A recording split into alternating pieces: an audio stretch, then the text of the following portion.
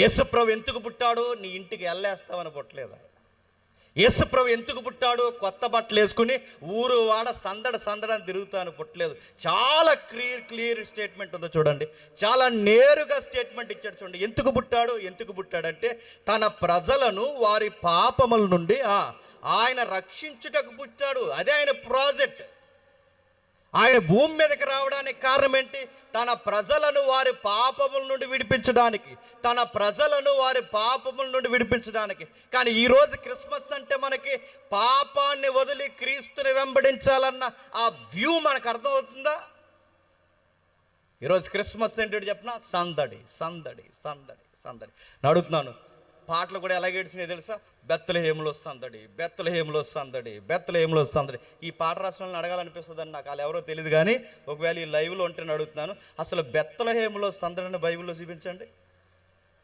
బెత్లెహేములో సందడి ఉందా? మరియమ్మకి నిండు సోలాలకి స్థలం దొరకలేదా? మరియమ్మకే లేదు సందడి, మరియమ్మకే లేదు స్థలం. అక్కడ వరకు ఎందుకు? ఆ పుట్టిన యేసుకి సరి అయిన పొత్తుగుడ్డలు లేవు, ఆలకలేని సందడి, అక్కడ దొరకని స్థలము.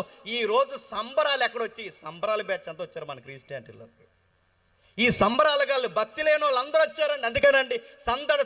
ఒకప్పుడు పాటలు అర్థవంతంగా ఉండేవి, ఒకప్పుడు పాటలు బాగుండేవి. ఎంత బాగుండేవి పాటలు! మా ఇంటి పేరు పశువుల పాక, పక్కింటి పేరు ఒలివల కొండ. ఎంత మీనింగ్ఫుల్ సాంగ్స్ అండి. ఇప్పుడు పుట్టిందిలే సుక్క, తర్వాత ఏం చేసింది? ఉందా సుక్కేసిన వాళ్ళకి ఎగురుతున్నారండి వీళ్ళందరూ. సుక్క పుట్టింది అంటే మీరు గమనించండి, సేమ్ బీట్స్, డీజే ఇలాంటి పెద్ద పెద్ద బాక్స్లు పెడుతున్నారు. డీజే మీ యవనస్తులు వాక్యానికి పెద్ద పెట్టేశారు. సంతోషం. ఒకవేళ డ్యాన్స్ వేసుకుంటే వెళ్ళిపోయిన తర్వాత వేసుకోండి. చాలామంది యవనస్తులు ఏం చేస్తారు చెప్పండి? వీళ్ళ వాక్యాలు వినరండి. వీళ్ళు ఏం చేస్తారు తెలుసా? వీళ్ళు మీటింగ్ పెట్టించి వీళ్ళు వాక్యాలు వినరు. వీరు ఏం చేస్తారు? తెల్ల లింగీలు నల్ల సొక్కాలు కట్టుకుని అడాడుగా కేరళలో పుట్టారట. మీరు అడుగుతున్నాను నేను, మీరు కేరళలో పుట్టారా? తెల్ల లింగీలు నల్ల సొక్కాలు వేసుకుని ఒక్కడ చేతుల్లో బైబిల్ ఉండదండి. అలా తిరుగుతారు. ఈ సోగ్గాలు వీళ్ళ సోగు జీవించుకోవడానికి తప్ప వీళ్ళ క్రిస్మస్లో ప్రభుని జీవించడానిక? పాటలకు అర్థాలు లేవు. సుక్క పుట్టిందని డీజే దడ డీజే పెడుతున్నాను అడుగుతాను. ఈ సుక్క డీజే ఏంటంటే మాకు ఎక్కడో ఏదో గుర్తొస్తుంది. ఆ బయట వేస్తారు సంబరాల్లో పిక్క జీడి పిక్క జీడి పిక్క అని. అక్కడ పిక్క, ఇక్కడ సుక్క. Same DJ, same tune. అందుకంటున్నాను, క్రిస్మస్ అందం పోయింది, క్రిస్మస్ సౌందర్యం పోయింది, క్రిస్మస్ మీనింగ్ మార్చేశారు. మన పెద్దలే అందంగా చేశారే క్రిస్మస్.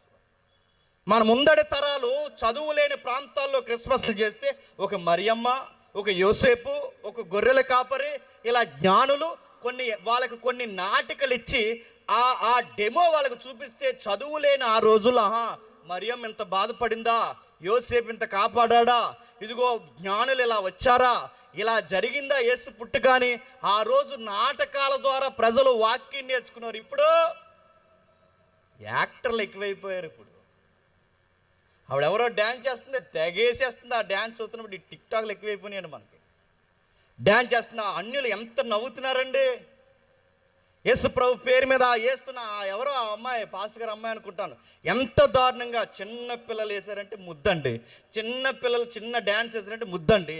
పెద్దల్లాగా ఉన్నవాళ్ళు, ఇంత దొన్నల్లాగా ఉన్నవాళ్ళు డ్యాన్స్ చేస్తే ముద్దా?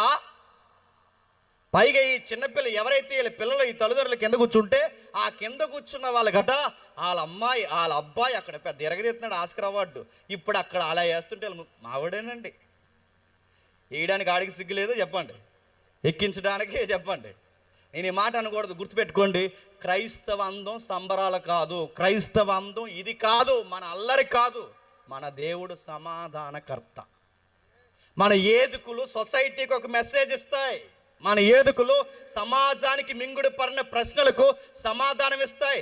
ఈ రోజుకి జుట్టు పెట్టి పీక్కుంటున్న ఈ సైన్స్ ప్రపంచానికి, లేదా ఈ చరిత్ర ప్రపంచానికి, ఈ రోజుకి లాజిక్ అడుగుతున్న ఈ ప్రపంచానికి రీజనబుల్ లాజిక్ ఏంటో చెప్పే ఒక మెసేజ్ మన క్రిస్టియన్ వేదికలే ఇస్తాయి. అలాంటిది మనమే ఆన్సర్ చేయగలం, మనమే చెప్పగలం. అలాంటి వేదికలు ఇవి దేవుని వేదికలు, క్రిస్మస్ వేదికలు. కానీ చెప్పట్లేదు.